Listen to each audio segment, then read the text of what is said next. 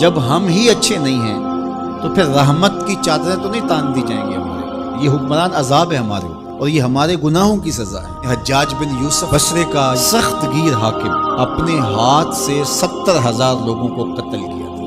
90,000 لوگ اس کے حکم سے کٹے تھے. حضرت حسن بصری رضی اللہ تعالیٰ عنہ فرمایا کرتے تھے اگر پچھلی امتوں کے لوگ اپنے سارے ظالموں کو لے آئیں اور ایک پلڑے میں ڈال دیں، ہم صرف حجاج بن یوسف کو دوسرے پلڑے میں ڈال دیں گے، یہ پھر بھی باری. صحابی رسول کو سین حرم میں ذبح کیا شخص، بہت ظالم شخص. تو کسی نے جرأت کی، جرأت کرنے والے ہر دور میں ہوتے ہیں، اور کہا کہ تو نے حضرت عمر کا زمانہ دیکھا ہوا ہے، اگر تو بچہ تھا اس وقت، ان جیسا انداز حکمرانی کیوں اختیار نہیں کرتا، اتنا بڑا ظالم کیوں ہو گیا تھا. حجاج بن یوسف نے جو جواب دیا وہ 2 لفظوں میں تھا. اس نے کہا تبازروا اتعمر لکم، تم ابو ذر بن جاؤ میں عمر بن جاؤ.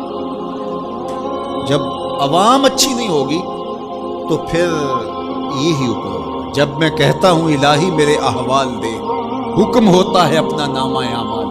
تو ایک روایت میں اعمالکم امالکم، تمہارے اعمال ہی تمہارے امال ہیں، جس طرح کے عمل ہوں گے اس طرح تمہارے اوپر مسلط کر دیا جائے گا. بندہ سمجھتا ہے کہ یہ آ جائے گا تو شاید یہ اچھا ہوگا، یہ آ جائے گا تو شاید یہ اچھا ہوگا. ایسے کافی دیر پہلے ایک حکومت گئی، پھر اس کی بعد دوسری آئی، تو وہ کوئی صحافی تھے تو مجھے کہنے لگے کہ آپ کیا اس پر کہتے ہیں؟ تو میں نے کہا کہ ہم نے پھولوں کی آرزو کی تھی، آنکھوں میں موتیا اتر آیا.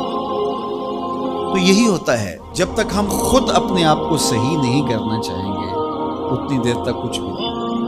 اور دوسری طرف یہ جو نظام ہے اس وقت ہمارے اوپر مسلط، ہم با دل نخواستہ قبول کیے ہوئے ہیں، اور یہ مشق تھی کہ چلو اس کے ذریعے سے کوئی بہتری کا راستہ نکلے، لیکن 70 سال سے وہ کولو کے بیل کی طرح وہی مشق ہو رہی ہے. سیاستدانوں کو تو یہ مسئلہ ہے کہ جمہوریت بڑی مقدس ہوتی ہے، ہمیں تو کوئی مسئلہ نہیں ہے کہ ہم اس کے قصیدے پڑھتے پھریں. جمہوریت ہے کیا؟ اقبال نے کہا تھا کہ یہ راز ایک مرد فرنگی نے کیا فاش، ہر چند کے دانا اسے کھولا نہیں کرتے. جمہوریت ایک طرز حکومت ہے جس میں بندوں کو گنا کرتے ہیں، تولا نہیں. چاہے ایک طرف 100 گدھے ہو جائیں اور دوسری طرف جو ہیں وہ سمجھدار ترین علماء ایک طرف ہوں، تو وہ گدھوں کی بات مانی جائے گی. جمہوریت تو یہی ہے نا. اور ہم صرف ملک کے معاملات کے اندر جمہوریت کی رٹ لگاتے ہیں، باقی معاملات کے اندر ہم نے کبھی جمہوریت نہیں دیکھی. جب بیٹے کا رشتہ کرنے لگتے ہیں تو گھر کے افراد کو بلا کے، رشتہ داروں کو بلا کے ووٹنگ کرواتے ہیں، یا صرف گھر کے 5-4 وہی جو صاحب رائے لوگ ہوتے ہیں وہی بیٹھ کے فیصلہ کرتے ہیں. میں اپنے اس ادارے کے اندر جو فیصلہ کرتا ہوں ووٹنگ تو نہیں کرواتا.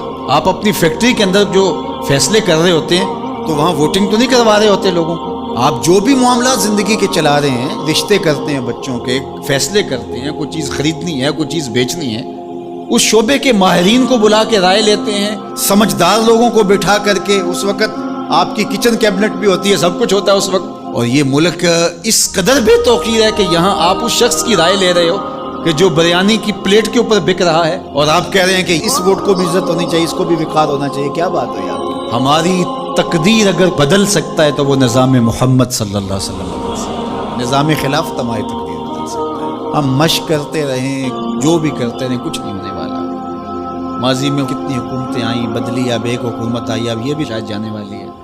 قصہ تمام ہونے والا ہے، پھر اس کے بعد کیا ہوگا. یہاں ایجنسیوں کے لوگ بھی موجود ہیں. میں میسج دیتا ہوں، کوئی ملک کے اندر سے سنجیدہ لوگوں کو اکٹھا کرے. 22 کروڑ کی عوام میں سے کوئی 100 آدمی بھی نہیں ملے گا جو دیانتدار بھی ہو، خیر خواہ بھی ہو اس ملک کا، اور باصلاحیت بھی ہو.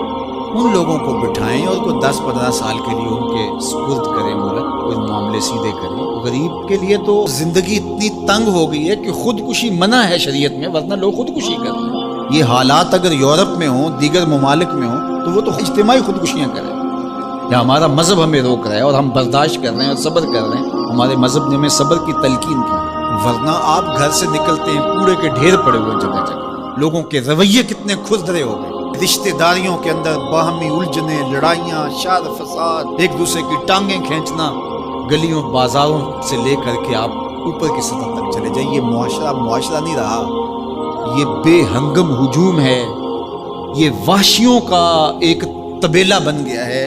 انسانیت نام کی چیزیں تقریباً رخصت ہو چکی ہیں. یہ زندگی گزاری نہیں جا رہی، زندگی گھسیٹی جا رہی. ہم اپنی لاشیں گھسیٹ رہے ہیں. زندگی میں طمانینت، سکون نام کی کوئی چیز ہی نہیں ہے. ہر بندہ ہاتھ ملاتے ہوئے دوسرے سے ڈر رہا ہے کہ پتہ نہیں یہ میرے ساتھ کیا کرنے والا ہے. یہ تو وحشیوں کا معاشرہ ہوتا ہے، انسانوں کا معاشرہ تو نہیں ہوتا. لوگ غریب سے غریب تر ہو رہے ہیں، اور چند لوگوں کے پاس دولتیں اتنی ہیں کہ ان سے شمار ہی نہیں ہو رہی. اور نفس کی کمینگی بھی ختم نہیں ہو رہی. کھا گئے لوگوں کو لوٹ کے, لوگوں کا خون چوس گئے. وہ کبھی آپ نے کوا دیکھا ہے جو بچے کے ہاتھ سے بھی روٹی چھین لیتا ہے؟